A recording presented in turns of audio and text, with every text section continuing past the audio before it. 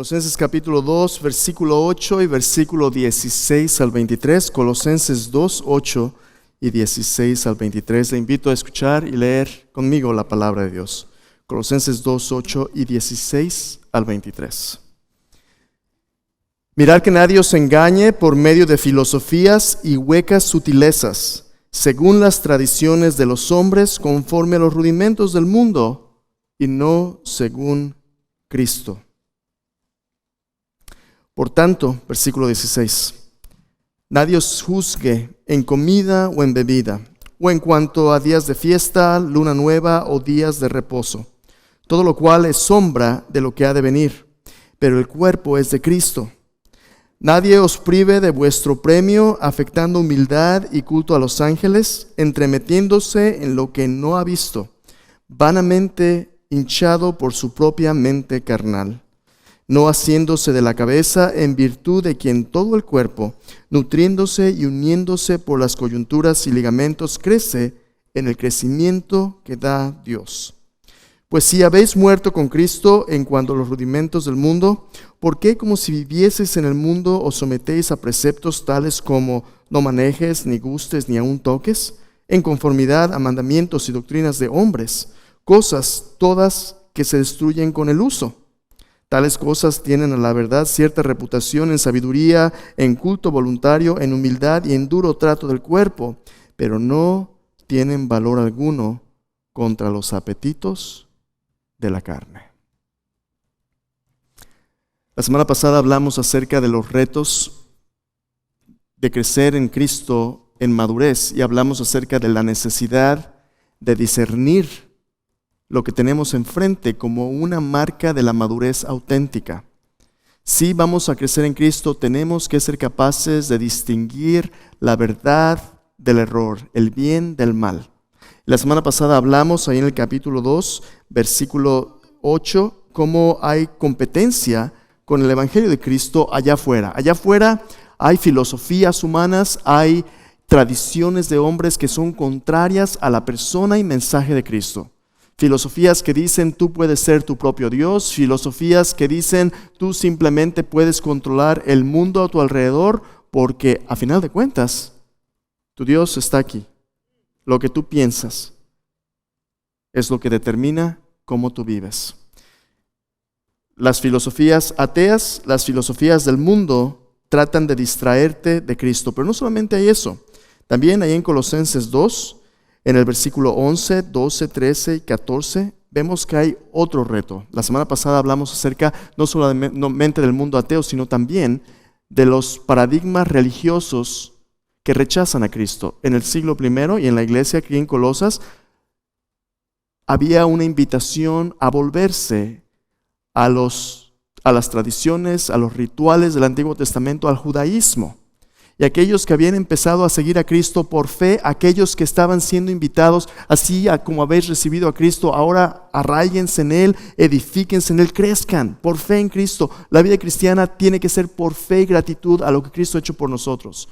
Pero en lugar de crecer en Cristo, estos estaban siendo distraídos ahora a su propio esfuerzo, las obras de la ley. Mira lo que dice el versículo 11, recordando tu memoria, dice, versículo 11, dice Pablo, en Él, en Cristo, también fuisteis circuncidados con circuncisión no hecha a mano, al echar de vosotros el cuerpo pecaminoso carnal en la circuncisión de Cristo. ¿Qué estaba pasando? Los judaizantes, las personas que estaban hablando con estos creyentes decían, bueno, ¿sabes qué? En lugar de Cristo, tú tienes que practicar tu religión siguiendo los mandamientos del Antiguo Testamento. ¿Quieres tú ser un seguidor del Dios verdadero? Tienes que circuncidarte, tienes que guardar la ley, tienes que hacer esto, esto y esto. Y Pablo les dice, hermanos, ustedes ya están en Cristo. Miren lo que dice, ustedes tienen algo mucho mejor que lo que el Antiguo Testamento puede ofrecer. Versículo 12 dice, fuimos sepultados con Él en el bautismo, en el cual fueseis también resucitados con Él mediante la fe en el poder de Dios que le levantó de los muertos. Y a vosotros, estando muertos en pecados, en la incircuncisión de vuestra carne, os dio vida juntamente con Él, perdonándoos todos los pecados. Versículo 14, anulando el acta de los decretos que estaba contra nosotros, que nos era contraria, quitándola de en medio y clavándola en la cruz, y despojando a los principados y a las potestades, los exhibió públicamente, triunfando sobre ellos en la cruz. Mira lo que Pablo dice a todos los judaizantes, a todos los que querían arrancar a los creyentes del camino de Cristo, de la fe de Cristo, y volverlos a la esclavitud de la ley del Antiguo Testamento. Pablo les dice, ustedes no solamente no tienen requerimiento de la circuncisión, sino que todo lo que la ley demandaba, ustedes tienen ya algo mejor, porque Cristo ya cumplió toda la ley. Ustedes no solamente ya fueron circuncidados en Cristo, ustedes ya fueron resucitados con Cristo. La ley misma fue clavada en la cruz. ¿Recuerdas lo que Jesús dice cuando Él muere? Él dice, consumado es. Esa palabra significa literalmente, ya está todo pagado. En otras palabras, lo que Pablo quiere que tú y yo entendamos es que nuestra relación con Dios no depende de nuestra filosofía o de nuestras obras personales, humanas, solas. Tú no puedes salvarte por lo que tú piensas o por lo que tú haces aparte de Dios. Solamente Dios puede salvarte. Y solamente Dios puede salvarte a través de su Hijo Cristo Jesús. Pero Satanás sabe, el enemigo sabe que la batalla es en la mente y en la manera de vivir. Si Satanás puede conquistar la manera en que tú piensas con sus mentiras, la manera en que vives es solamente conclusión de lo que tú realmente crees. Y aquí es donde el Evangelio es tan importante. Dios nos invita a amarle con nuestro corazón, con todas nuestras fuerzas, pero también con nuestra mente. Es importante que tú pienses y creas correctamente para que tú puedas vivir correctamente. Y Pablo les dice, no se dejen engañar. Si alguien viene a los Gálatas, Pablo les dice, si alguien viene y les anuncia un evangelio diferente al que os he predicado, Gálatas capítulo 1, sea anatema, sea maldito. Pablo mismo dice, si aún un ángel del cielo viene y les predica un evangelio diferente al que os he anunciado, sea anatema, sea maldito. ¿Por qué? Porque no hay otro nombre bajo el cielo dado a los hombres en que podamos ser salvos más que el nombre de Jesús. Jesús ya dijo, yo soy el camino, la verdad y la vida. Nadie viene al Padre si no es por mí. Cristo dijo, el que no es conmigo, contra mí es. Y el que conmigo no recoge, desparrama. Si no estás con Cristo, estás perdido. Pero si estás en Cristo, Él es tu salvación. Él es la salvación.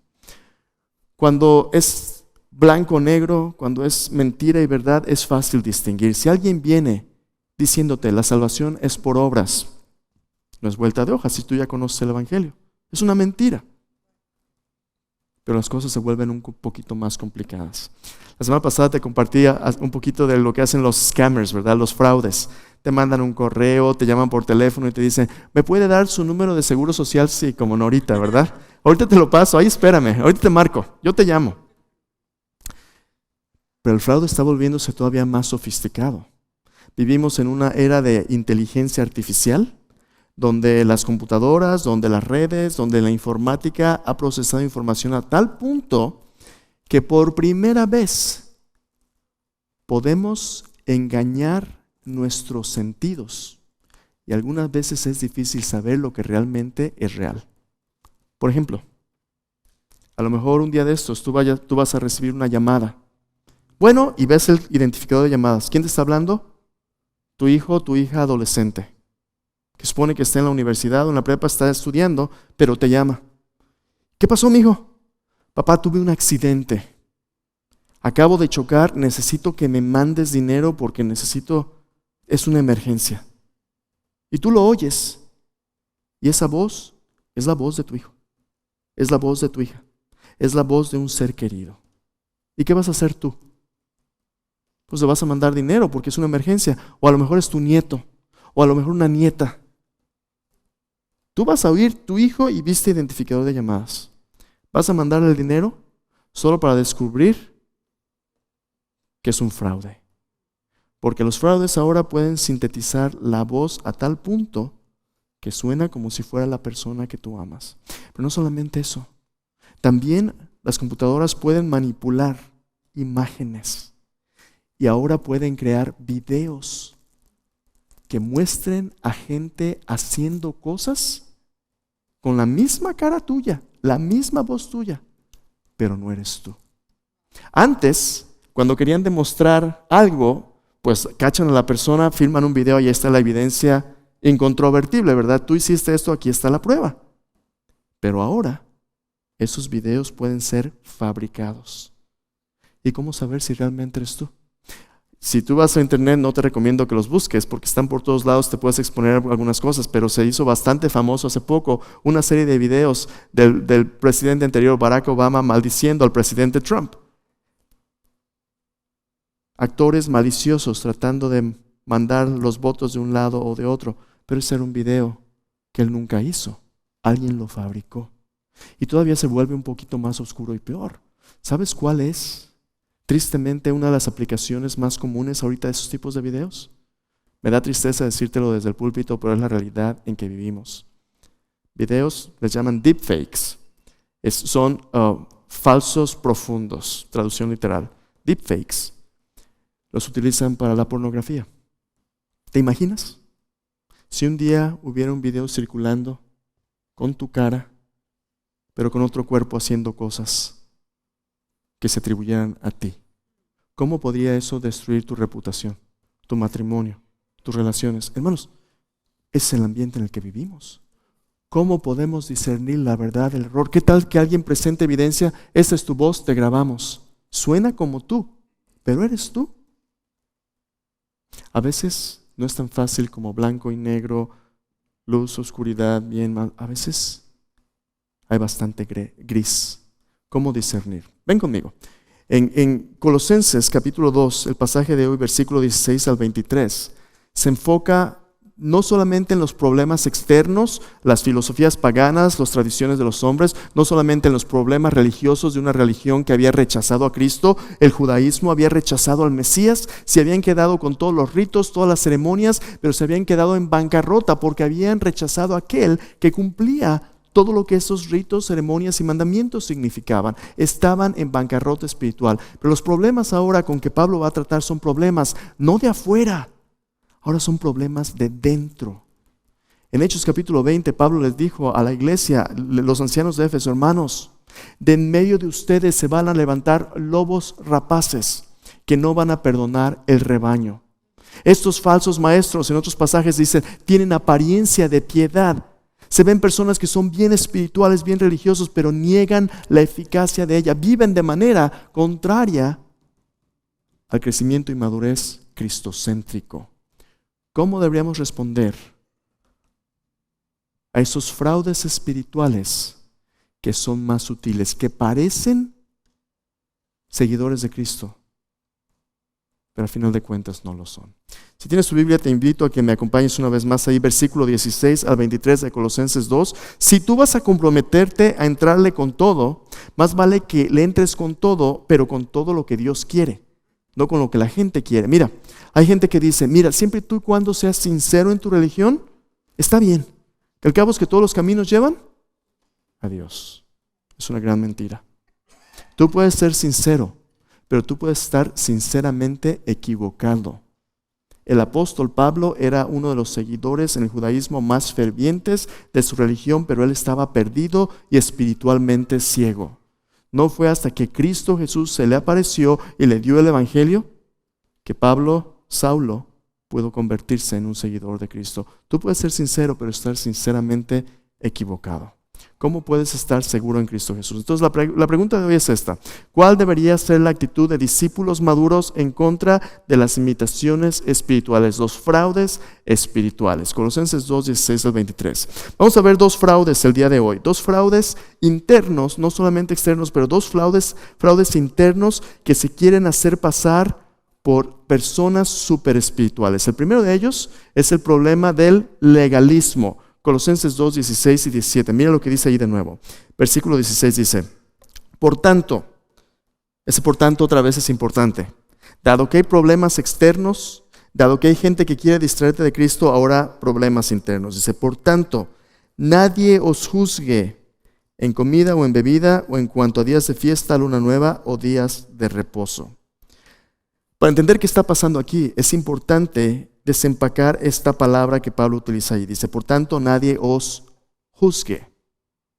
Las personas a que Pablo empieza a rechazar y discernir son personas que han establecido una espiritualidad basada en el juicio de los demás. Esta palabra juzgar puede ser una palabra que no tiene una connotación negativa, es simplemente una palabra para discernir o decidir. Por ejemplo, si alguien dice, él juzgó que es hora de irse a casa. Simplemente se dio cuenta, ¿verdad? Simplemente decidió, es tiempo de irse a casa, no tiene ningún problema. Pero en muchos contextos es usado en un sentido negativo cuando tú te conviertes en el juez de los demás, cuando tú te conviertes en el estándar de vida de los demás. Y es en ese sentido que Pablo está diciendo, dice, que nadie os juzgue en cuestiones de ¿qué? Comida o bebida, o en cuanto a días de fiesta, luna nueva o días de reposo.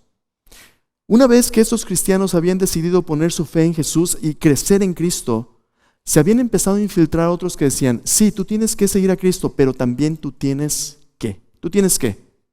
Empezar a legislar y regular lo que comes, cómo te vistes, con quién te juntas, cuándo descansas, y esa es la medida de tu espiritualidad. Okay. ¿Te acuerdas cuando hablamos en Juan capítulo 1? Acerca versículo 14, 15, 16, acerca de cómo Dios envió a Cristo, dice, y el verbo se hizo carne, habitó entre nosotros, vimos su gloria, gloria como del unigénito del Padre, lleno de gracia y de verdad. Jesús es lleno de gracia y de verdad. ¿Qué significa eso? Cuando tú vienes a Jesús, Jesús siempre te va a decir la verdad porque Él es la verdad. Pero la verdad es que tú y yo no podemos hacer lo que Él nos pide solos. Jesús nos da la verdad, pero también nos da su gracia. Gracia es el favor inmerecido de Dios. Gracia es el poder de vivir para Dios. Recuerda cuando Jesús le dice a Pablo, bástate mi gracia, porque mi poder se perfecciona en la debilidad.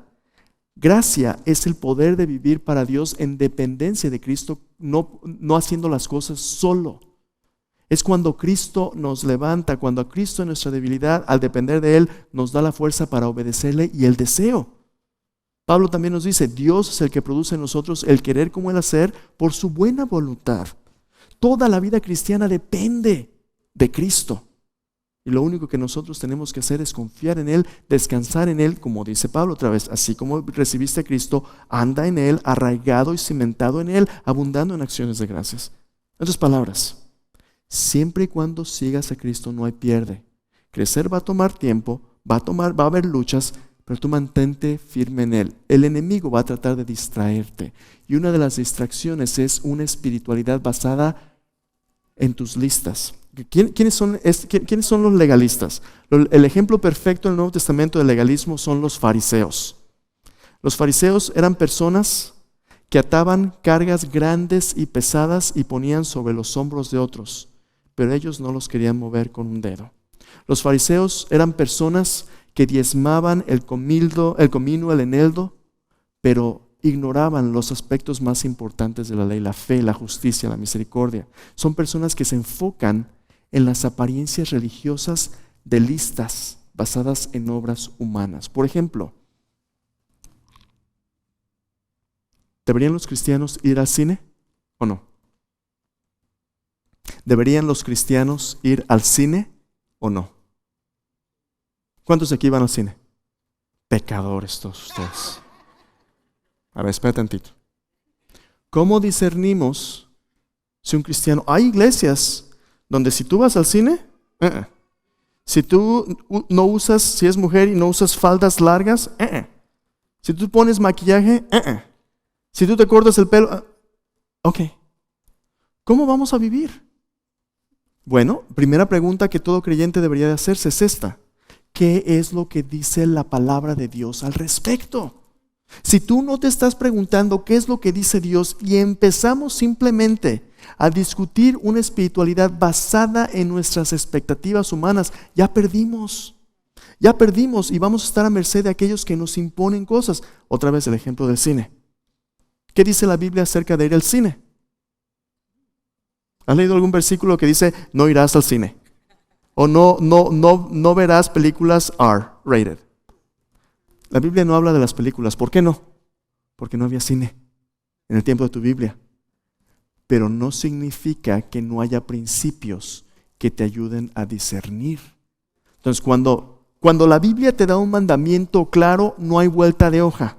Pecado es pecado, y si la Biblia dice no hagas esto o haz esto, Dios ya ha hablado, Dios ya te ha dicho lo esencial. Por ejemplo, no mientas, no mates, no robes. Montón de mandamientos. Pero también hay principios. Por ejemplo, todo me es lícito, mas no todo conviene. Todo me es lícito, mas no todo edifica. En 1 Corintios, ¿no? Pregunta con las películas. ¿Me es lícito? Bueno, si Dios no lo ha prohibido, tengo libertad para vivir, para hacer. ¿Me conviene? Depende, ¿qué voy a ver? Me edifica. A lo mejor no es pecado, pero puede ser un peso. Hebreos capítulo 12 dice que nos despojemos de todo peso y del pecado que nos asedia y corramos con paciencia la carrera que tenemos por delante. A lo mejor no es pecado para ti que veas una película, pero si te echas 5 películas al día y lees tu Biblia 5 minutos o nada, hay un problema. La Biblia dice, si pues coméis, bebéis o hacéis cualquier otra cosa, hacedlo todo para la gloria de Dios. Ok, vas a ver esta película. Va a haber algo en la película que a lo mejor te daría vergüenza ver si el Señor estuviera ahí contigo. Pues adivina qué, el Señor vive en ti. Esos son principios ahora para discernir. Pero cuando tú disciernes y decides algo, tienes que tener cuidado de no imponer tus preferencias o convicciones donde la Biblia no ha hablado claramente sobre otros. Más bien, lo que tenemos que aprender a hacer es discernir nuestra libertad juntos. En lugar de juzgar a otros, mira, el pecador y redento, yo los vi en el cine. ¿Y qué andabas haciendo tú en el cine? En lugar de juzgarnos, tenemos que examinar nuestro discernimiento y tener cuidado en no condenarnos en lo que nosotros mismos aprobamos. Una espiritualidad que juzga a los demás nada más por apariencia o preferencia no es la espiritualidad que Cristo quiere. Volvamos aquí al pasaje. Específicamente en el pasaje, mira lo que estaban diciendo ahí de nuevo, versículo 16. Dice, nadie os juzgue en comida o en bebida. Déjame darte un ejemplo típico para una iglesia bautista. Por mucho tiempo, las iglesias bautistas han sido conocidas aquí en los Estados Unidos como iglesias que dicen que nadie debe tomar ninguna bebida embriagante, cerveza, vino. ¿Es pecado beber vino, tomar cerveza? Estoy a punto de dividir la iglesia ahorita, ¿verdad? Aguánteme. ¿Cuál es la pregunta que usted debe hacerse siempre? ¿Qué es lo que dice la Biblia? ¿Habla la Biblia acerca de bebidas alcohólicas? Bastante. Le voy a decir lo que la Biblia dice. Efesios capítulo 5. No os embriaguéis con vino en lo cual hay disolución, antes bien sed llenos del Espíritu Santo. ¿Prohíbe la Biblia la embriaguez? Absolutamente. Borracheras, Gálatas capítulo 5, son obras de la carne. En Proverbios, cada vez que tú tomas, se te pasan las copas, tu mente se distorsiona y tú ves las cosas distorsionadas y vas a lastimar a alguien. Sí, la Biblia condena las borracheras, son una obra de la carne. Pero si tú te tomas una cerveza o una copita de vino tinto sin embriagarte con tu filete, ¿es pecado? No es pecado. Tú tienes que tener cuidado de no añadirle o no quitarle. Pero ahí te vas. Todavía hay más. ¿Podría ser pecado ejercitar tu libertad de una manera contraria a otros principios de Dios? Sí. Si tú estás con alguien que es o ha sido alcohólico y su tentación es tomar vino, muchas personas con una probadita ya la perdieron la lucha y se van a embriagar y van a volver donde estaba. Si tú utilizas tu libertad, tomar una cerveza no es pecado, y le eres de tropiezo a alguien más tu libertad, es un pecado en la manera que lo está haciendo porque está haciendo de tropiezo a otro. Tu libertad, Pablo dice, si mi comida o bebida es un tropiezo para alguien, no voy a comer carne jamás. Tu libertad tiene que ser limitada por el amor a otros. Entonces no es tan sencillo, ¿verdad? En lugar de juzgarnos, tenemos que discernir. Pero la realidad es que somos libres en Cristo para comer lo que queramos comer. En el Antiguo Testamento había cosas que no debías comer, ¿verdad? ¿Cómo qué? No carne de puerco, no más bacon, no más tocino. No, mejor yo ya no sigo a Cristo, ¿verdad? Sin tocino, ¿cómo? En el Antiguo Testamento no podías comer carne de puerco, no podías comer camarones, no mariscos, ¿verdad? No, nada de eso. Tenía muchas razones para ello, tenía grandes razones, pero el punto es este, mira lo que Jesús dice. Todos esos eran símbolos y sombras de lo que Cristo iba a cumplir después. Lo mismo con la circuncisión, como leímos hace un momento, era un símbolo de la promesa de Dios. La descendencia de Abraham sería el resultado de la promesa de Dios, no el esfuerzo de Abraham. Allí en Génesis capítulo 16 y 17, el contexto inmediato anterior de la circuncisión es cuando Abraham y Sara, Abraham tiene un hijo con la esclava. Dios dice, no así, va a ser por mi promesa. Pero el punto es este, lo que Pablo está diciendo aquí es que Cristo ya nos ha dado algo mejor que lo que los legalismos y los requisitos humanos nos piden. Seguir a Cristo no depende de lo que comes, no depende de las ceremonias o ritos, depende de una relación personal con Cristo por fe, porque Cristo ya ha cumplido la ley. Escúchame bien, eso es bien importante. Como seguidores de Jesús, tenemos que cumplir los 10 mandamientos para quedar bien con Jesús. ¿Qué piensas? Porque uno de los mandamientos es guardar el sábado, ¿verdad? Éxodo capítulo 20. Es guardar el sábado. Debemos guardar el sábado. Hay un montón de grupos religiosos evangélicos que dicen, si tú no guardas el sábado, tú no eres parte del movimiento auténtico de Dios. Escúchame bien. Romanos capítulo 10, versículo 1 al 4. Dice que Cristo es el fin de la ley para nuestra justificación. Cristo ya es el cumplimiento de la ley, y porque Cristo cumplió la ley, nadie os juzgue en comida o bebida, en días de fiesta, lunas nuevas o días de reposo. Tú y yo, escúchame bien, tú y yo tenemos algo mejor que incluso el sábado. Tenemos a Cristo Jesús. Ya vivimos en el reposo de Cristo. Si descansas lunes, martes, miércoles, nadie te juzgue, oh, no guardaste el sábado. Nosotros no somos judíos sin Cristo. Seas judío o seas gentil, en Cristo tienes la justicia de Dios.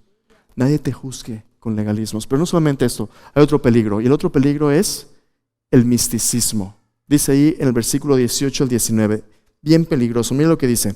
Nadie os prime de vuestro premio, afectando humildad y culto a los ángeles. Versículo 18 es uno de los más difíciles de interpretar de esta carta. Aguántame poquito.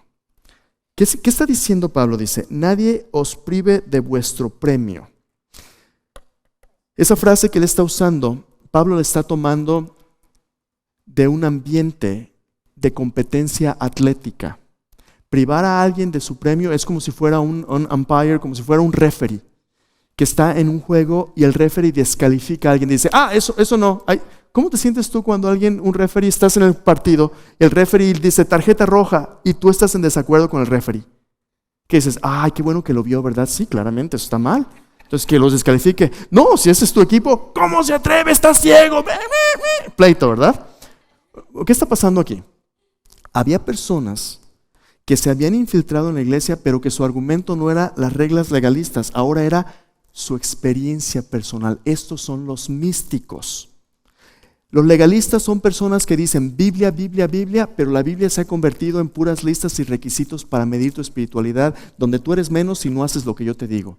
Los místicos son los que dicen, el misticismo que no es cristocéntrico, son los que dicen, ¿sabes qué? Yo soy tan espiritual porque he tenido tal o cual experiencia. ¿Cuál experiencia está hablando Pablo? Mira lo que dicen. Dice, y por cierto, si tú no has tenido esta experiencia, tú no estás calificado. No estás calificado para decirme. Es lo que dice aquí. Dice, nadie os prive de vuestro... Vamos a leerlo de nuevo. Versículo 18 dice, nadie os prive de vuestro premio afectando humildad y culto a los ángeles.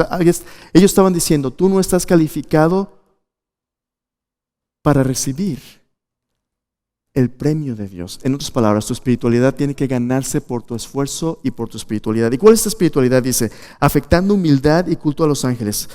Esa frase, afectando humildad, es difícil de traducir. Realmente lo que está diciendo Pablo en el original es esto.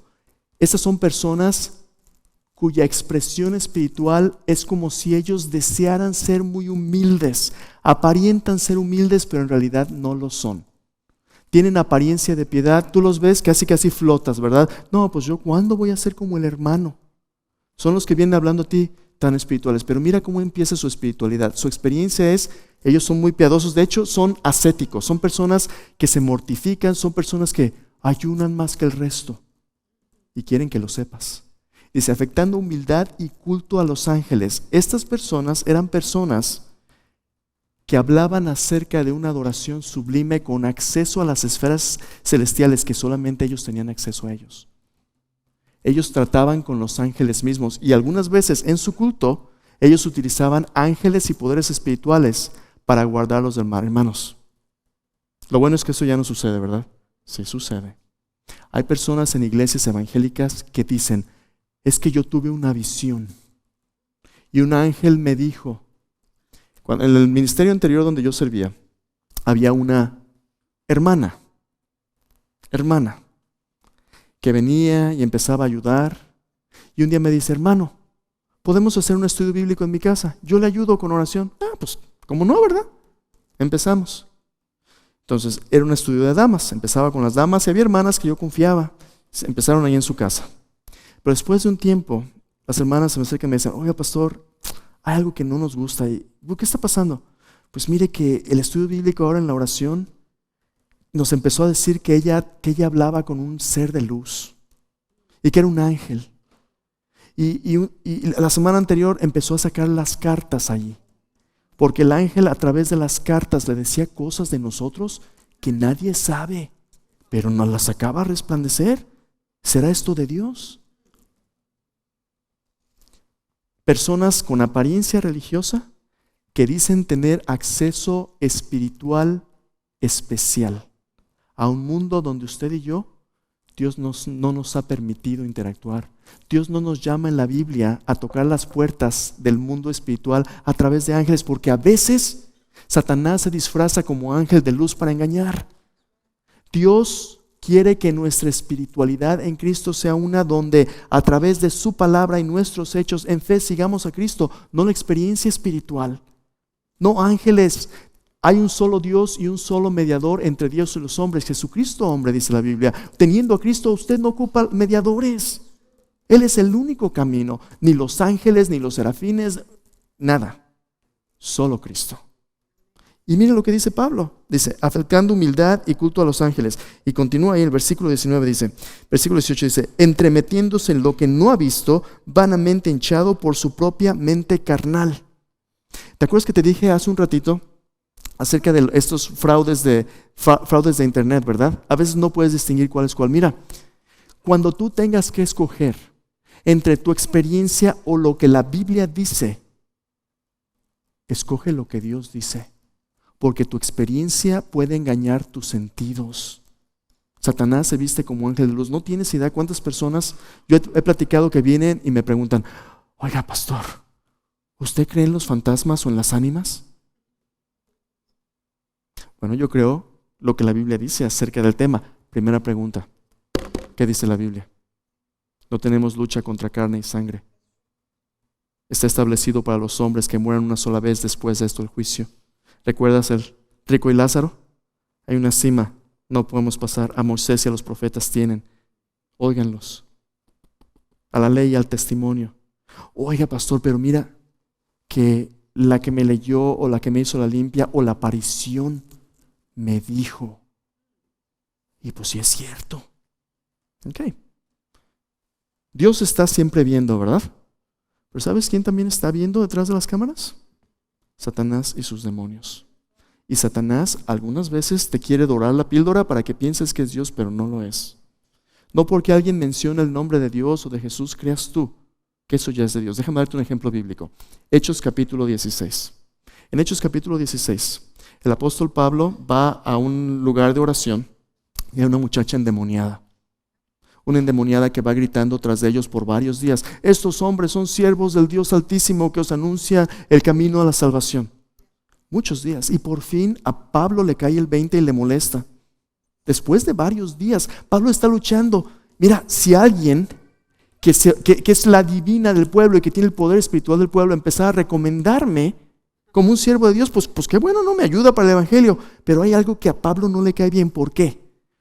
Porque lo que está sucediendo es que aunque Pablo y Bernabé traen el evangelio de Cristo, lo que está sucediendo es que en la percepción de la gente, cuando esta divina dice, estos son siervos de Dios que les enseñan el camino de la salvación, esta mujer está diciendo, estamos en la misma página, somos cuates, somos lo mismo, es sincretismo.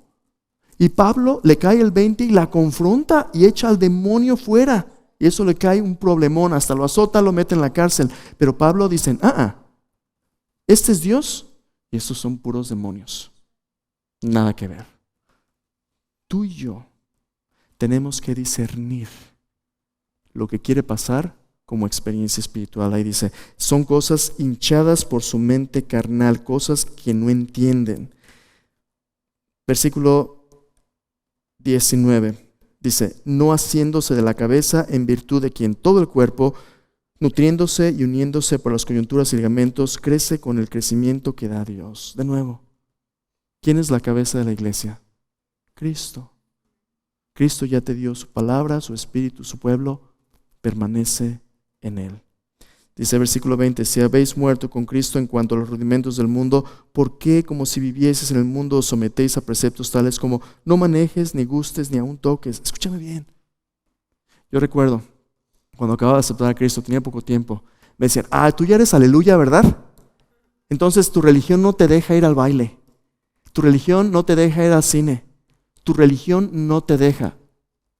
¡Qué mentira y qué engaño más grande! Quiero que me escuches bien. Como cristiano, escúchame bien, pero escúchame completo. Como cristiano tú puedes hacer lo que te dé la gana. Aguántame. En cualquier momento, si tú quieres, tú puedes ir y vivir como el mundo. Tú eres libre. Tú eres libre en Cristo por primera vez para escoger seguir a Dios o volverte al mundo. Tienes el poder de Dios por su gracia para obedecerle. Pero si le das la espalda y te metes en el pecado de la carne, puedes regresarte en cualquier día. Pero el mundo no es libre para hacer lo que Dios quiere. ¿Quién es el limitado? ¿El mundo o el creyente?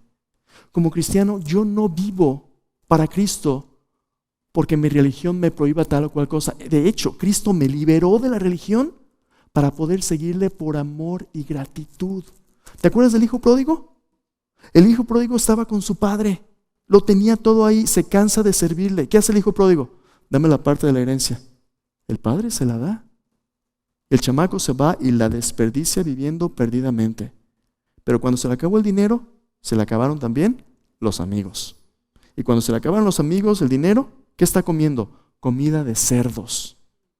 Y ahí comiendo lo que el mundo le da, comida de cerdos se arrepiente y dice, ¿cuántos jornaleros en la casa de mi padre tienen abundancia de pan? Yo aquí me muero de hambre. Ya sé lo que voy a hacer. Voy a volverle, voy a decir, Padre, he pecado. Perdóname, ya no merezco que me hagas como... Hazme un siervo. Va y cuando encuentra al padre, ¿qué le dice el padre? Ahora sí, ¿verdad? No. El padre no le dijo nada. Lo recibió, lo abrazó, lo perdonó, lo limpió, le puso un anillo de oro, hizo una fiesta. Escúchame bien. El punto que Pablo quiere hacer aquí con los colosenses es este. Tú eres libre en Cristo de decidir cómo vives, no por mandamientos, no por reglamentos, no por experiencia, por obediencia a su palabra. Tú eres libre. Pero si decides ejercitar tu libertad de una manera contraria a lo que Dios dice, quiero que sepas que nadie va a poder amarte ni darte como Cristo. Ve y pruébalo.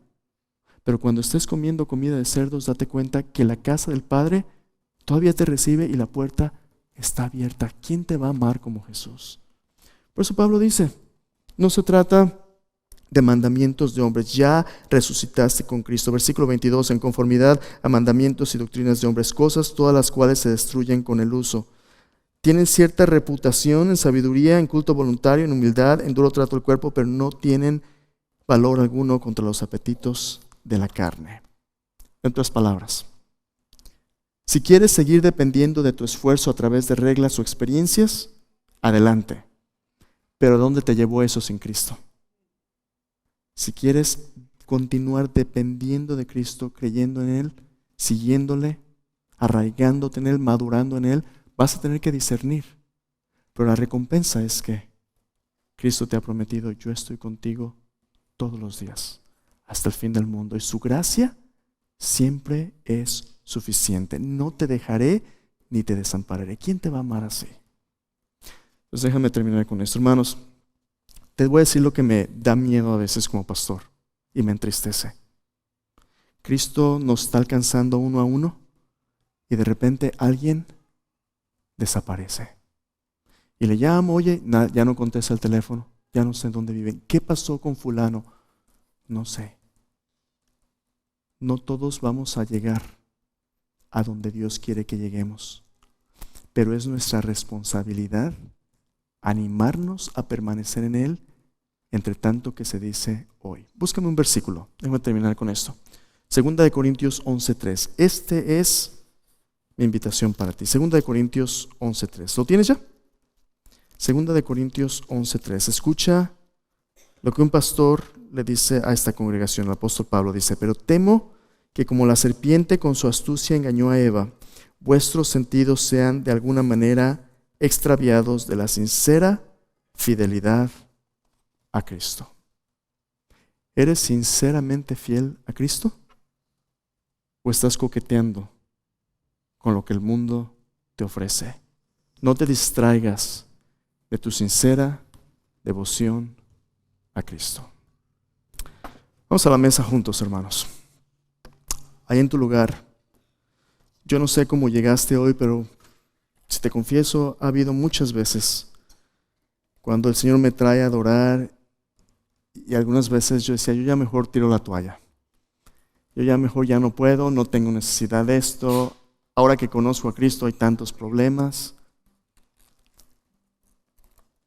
A veces el enemigo lo usa el desánimo, la persecución. Pero al venir a esta mesa, quiero que recuerdes que Cristo ha prometido estar contigo, no dejarte, sostenerte. Y cuando Él regrese, recompensarte. Que nadie te juzgue, que nadie te robe el premio del supremo llamamiento de Dios en Cristo Jesús. Padre Celestial, al venir a esta mesa cada domingo recordamos, Señor, que no podemos venir y tomar la copa tuya y la copa de los demonios, Señor. No podemos seguirte con un pie en tus caminos y un pie en el mundo. Tú quieres que entremos con todo, Señor. Pero también hay distracciones, Señor, y hay mentiras alrededor tratando, Señor, de confundirnos, de que dejemos nuestra sincera fidelidad y devoción a Cristo, Señor, por todo tipo, Señor, de experiencias espirituales. Pero, Señor Jesús, tú eres mejor que todo. Tú eres el único que mereces nuestra devoción. Ninguno viene al Padre si no es por ti. Tú eres nuestro mediador, tú eres nuestro Salvador, tú eres nuestro Señor, tú eres Rey de Reyes. Tú eres la cabeza de la iglesia. Tú eres el camino que seguimos. Tú eres la fuente de agua viva que necesitamos, Señor. Y tú eres el pan de vida, Señor. Esta es la copa de la salvación.